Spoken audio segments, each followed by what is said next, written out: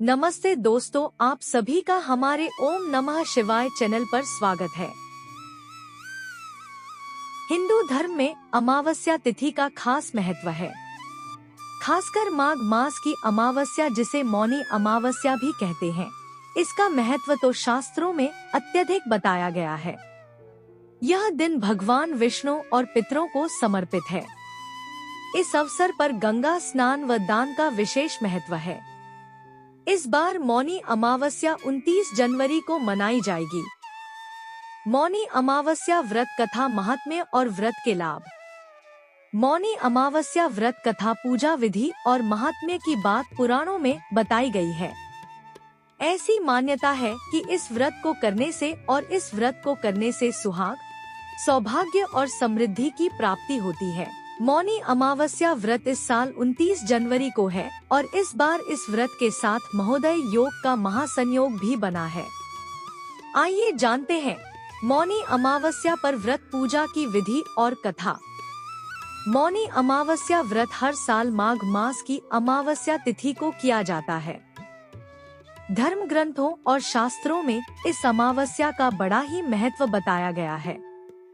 इस पर यह भी मान्यता है कि मौनी अमावस्या के दिन अगर महोदय नामक योग बन जाए तो यह और भी लाभप्रद और कल्याणकारी हो जाता है। इस व्रत को करने से पितर संतुष्ट और प्रसन्न होते हैं और घर में सुख समृद्धि और संतति की वृद्धि होती है। आइए जानते हैं मौनी अमावस्या कथा, महत्व और मौनी अमावस्या व्रत विधि और लाभ। मौनी अमावस्या व्रत विधि। मौनी अमावस्या अपने नाम के अनुसार मौन और साधना का व्रत है। हम हर दिन जाने अनजाने कितनी ही बात बोल जाते हैं, जिससे लोगों का मन आहत होता है और अपनी कही बातों को लेकर हम बाद में अफसोस भी करते हैं। इसलिए साधना के लिए मौन परम आवश्यक माना गया है। गृहस्थजन हमेशा मौन व्रत नहीं रख सकते हैं, इसलिए एक दिन निर्धारित किया गया है जिसमें गृहस्थों को आत्मशुद्धि के लिए मौन व्रत का संकल्प लेना चाहिए। मौनी अमावस्या पर संभव हो तो पूरे दिन मौन धारण करें और मानसिक रूप से भगवान शिव और विष्णु का ध्यान करें, अथवा स्नान करने से पहले मौन धारण करें। स्नान के बाद ही कुछ भी बोलें और दिन भर कोई भी ऐसी बात न कहें जिससे किसी का मन आहत हो।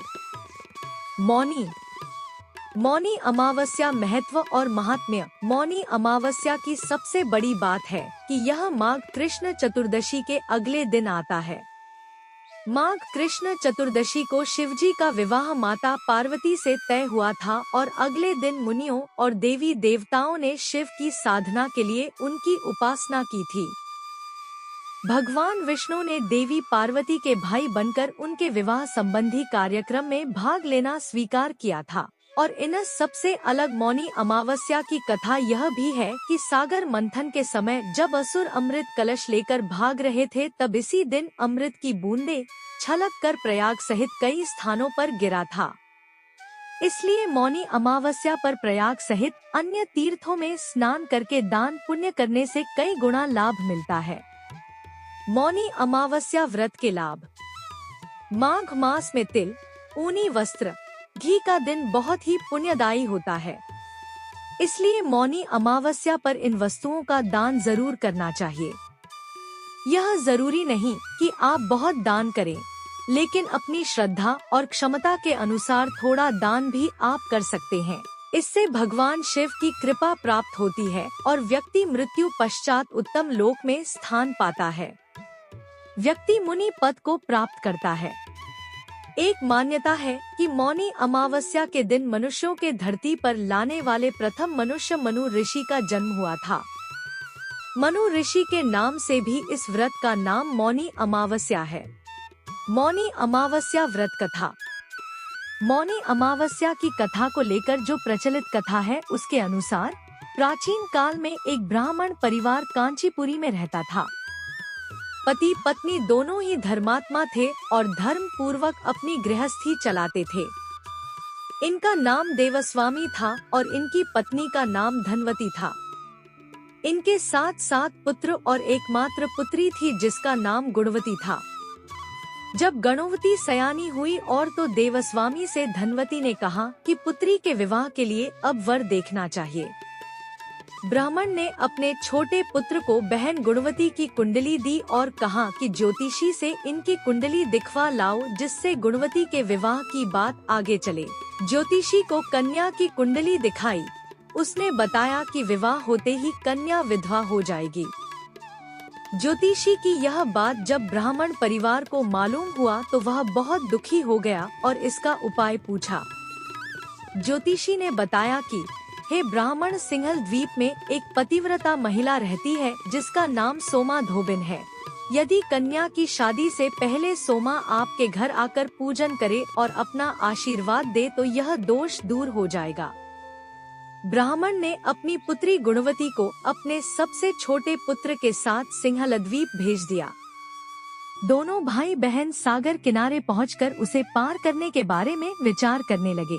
जब समुद्र को पार करने का कोई रास्ता नहीं मिला तो दोनों भूखे प्यासे एक पीपल वृक्ष के नीचे आराम करने लगे।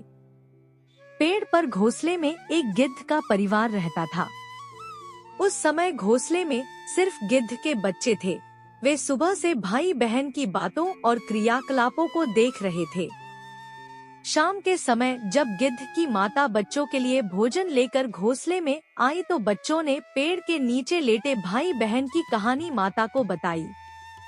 उनकी बातें सुनकर गिद्ध की माता को दोनों भाई बहनों दया आई और बच्चों के कहने से उसने कहा कि तुम लोग अब चिंता मत करो, मैं इन्हें सागर पार करवा दूंगी। बच्चों ने माता की बातों को सुनकर खुशी खुशी भोजन ग्रहण किया। गिद्ध की माता बच्चों को भोजन करवाकर दोनों भाई बहनों के पास आई और बोली कि मैंने आपकी समस्याओं को जान लिया है, आप चिंता मत कीजिए, आपकी समस्या का निदान मैं कर दूंगी और आपको सोमा धोबन के पास पहुंचा दूंगी। गिद्ध की बातों को सुनकर दोनों भाई बहनों का मन आनंदित हो गया और उन्होंने वन में मौजूद कंदमूल को खाकर रात काट ली। सुबह होते ही गिद्ध ने दोनों भाई बहनों को समुद्र पार करवा दिया और सिंहल द्वीप में सोमा धोबिन के घर के पास पहुंचा दिया। गुणवती सोमा धोबन के घर के पास छुपकर रहने लगी। हर दिन सुबह होने से पहले गुणवती सोमा का घर लीप दिया करती थी।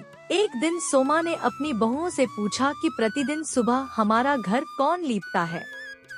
बहुओं ने प्रशंसा के लोभ से कहा कि हमारे अलावा यह काम और कौन करेगा। लेकिन सोमा को बहुओं की बातों पर भरोसा नहीं हुआ और वह यह जानने के लिए पूरी रात जागती रही कि कौन है जो हर दिन सूर्योदय से पहले घर लीप जाता है। सोमा ने देखा कि एक कन्या उसके आंगन में आई और आंगन लीपने लगी। सोमा गुणवती के पास आई और उससे पूछने लगी कि तुम कौन हो और क्यों हर सुबह मेरे आंगन को लीप कर चली जाती हो। गुणवती ने तब अपना सारा हाल सोमा से कह डाला। गुणवती के बातों को सुनकर सोमा ने कहा कि तुम्हारे सुहाग के लिए मैं तुम्हारे साथ चलूंगी। सोमा ने ब्राह्मण के घर आकर पूजा किया, लेकिन विधि का विधान कौन टाल सकता है। गुणवती का विवाह होते ही उसके पति की मृत्यु हो गई। तब सोमा ने अपने सभी पुण्य गुणवती को दान कर दिया। सोमा के पुण्य से गुणवती का पति जीवित हो गया, लेकिन पुण्यों की कमी से सोमा के पति और बेटे की मृत्यु हो गई। लेकिन सोमा ने अपना घर छोड़ने से पहले बहुओं से कह दिया था कि मेरे लौटने से पहले अगर मेरे पति और बेटों को कुछ होता है तो उनके शरीर को संभल कर रखना। बहुओं ने सास की आज्ञा को मानकर सभी के शरीर को संभल कर रखा। उधर सोमा ने सिंहलद्वीप लौटते हुए रास्ते में पीपल के वृक्ष की छाया में विष्णु जी की पूजा कर 108 बार पीपल की परिक्रमा की। इसके पुण्य के प्रभाव से सोमा के घर लौटते ही उसके पति और बेटे फिर से जीवित हो गए। दोस्तों, अगर आपको यह वीडियो अच्छी लगे तो वीडियो को लाइक कर दें और भी इन्फॉर्मेटिव वीडियोस देखने के लिए चैनल को सब्सक्राइब करें। Thank you for watching.